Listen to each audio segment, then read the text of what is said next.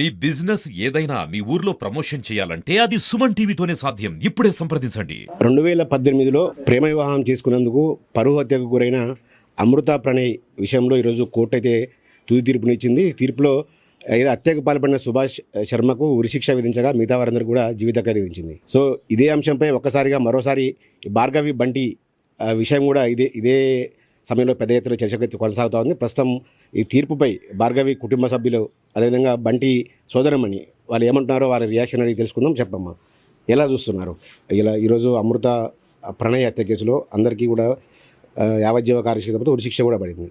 ఎలా అనిపిస్తుంది? కరెక్టే, ప్రభుత్వం మాత్రం కరెక్ట్ డిసిజన్ తీసుకుంది. నా విషయంలో కూడా అలాంటిదే చేయాలి అని చెప్పి నేను కోరుకుంటున్నా. ఆల్రెడీ ఒక A2 అనే వ్యక్తికి ఉరిశిక్ష పడింది, ఇంకా మిగతా వాళ్ళకి లైఫ్ టైం పడింది.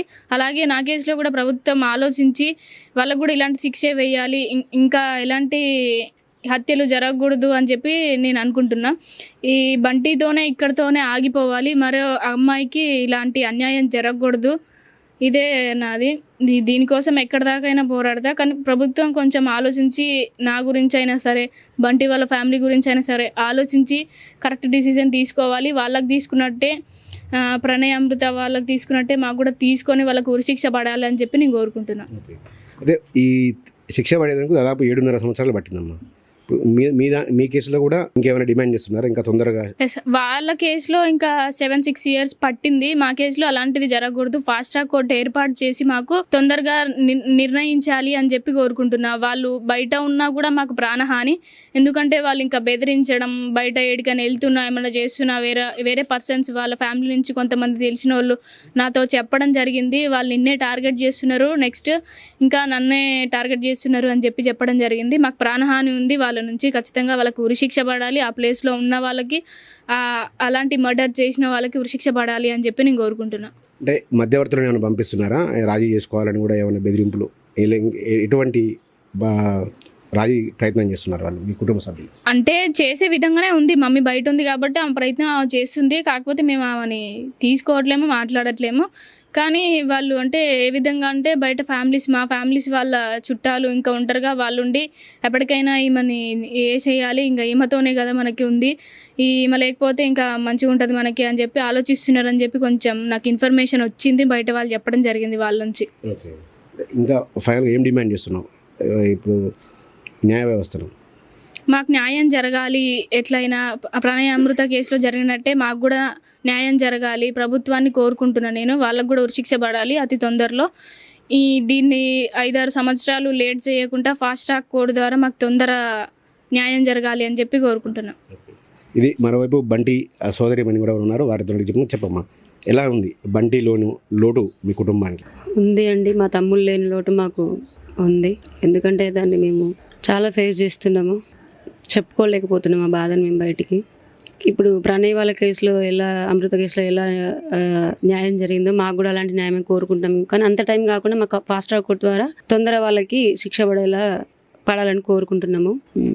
ఇప్పుడున్న జడ్జికి మేము చాలా చేయెత్తి మొక్కుతున్నానండి. మా విషయంలో కూడా అలాగే స్పందించి మాకు తొందరగా న్యాయం చేయాలని అనుకుంటున్నాం. మొన్న వీళ్ళు నవీన్ కుటుంబ సభ్యులు కోర్టుకు వచ్చారు, అప్పుడు వెళ్ళారా మీరు? ఏం జరిగింది ఆ రోజు? నవీన్ ఆ రోజు మేము వెళ్ళలేదండి. మేము ఆ రోజు మమ్మల్ని అయితే ఏం పిలవలేదు. వాళ్ళకి వాళ్ళ అమ్మ బెయిల్ అప్లై చేసిందని చెప్పేసి మేము వెళ్ళాము. ఆ రోజు మా లాయర్ వాళ్ళు రిటర్న్ వేశారు, క్యాన్సిల్ అయిపోయింది. మొన్న వచ్చిన విషయం అయితే మాకు చెప్పలేదు పోలీసు వాళ్ళు, మేము వెళ్ళలేదు. వీళ్ళమ్మ మొన్న వీళ్ళ ఫ్రెండ్కి ఫోన్ చేసి చెప్తుంది, ఫీజు కట్టమంటదా భార్గవికి అని చెప్పేసి. ఆమె ఎవరండి కట్టడానికి ఆమెకి ఫీజు? రమ్మనండి, మా ఇంటికి వచ్చి మాట్లాడండి. ఇంతకుముందు ఇన్ఫర్మేషన్ తెలుసుకొని పోయింది కదా, ఇప్పుడు కూడా రమ్మనండి, ఇన్ఫర్మేషన్ తెలుసుకుని నేను చెప్తా, రమ్మనండి అవన్ ఇంటికి ఇన్ఫర్మేషన్. ఫీజు కట్టనా అని అడుగుతుందంట. ఫీజు కట్టి ఇంకేం చేద్దామని చూస్తుందో మరి. ఈ రాజీ చేసుకోవాలని కూడా ఎవరన్నా పంపించడం కానీ, మధ్యవర్తులు పంపించడం కానీ ఏమైనా ప్రయత్నాలు జరుగుతున్నాయా? జరుగుండొచ్చు. వీళ్ళ అమ్మ బయట ఉంది కాబట్టి అలాంటి ప్రయత్నాలు బాగానే చేస్తుంది. ఇంతవరకు అయితే మా దాకా రాలేదు. మా దగ్గరికి వస్తే మాత్రం మేము ఏం చేయాలో అది చేస్తాం. ఇక మేము ఈ విషయంలో ఎంత దూరం వెళ్ళడానికైనా మేము సిద్ధంగా ఉన్నామండి.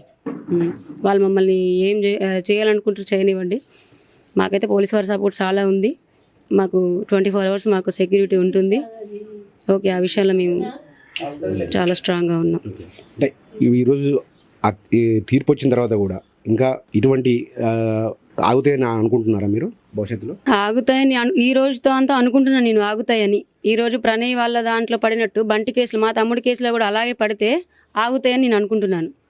ఇప్పుడు ప్రణయ్ వాళ్ళ కేసులో ఎలా శిక్ష పడి మిగతా వాళ్ళకి లైఫ్ పడిందో అదే అదే శిక్ష బంటి కేసులో కూడా పడితే ఖచ్చితంగా ఆగుతాయి స్పాట్లో.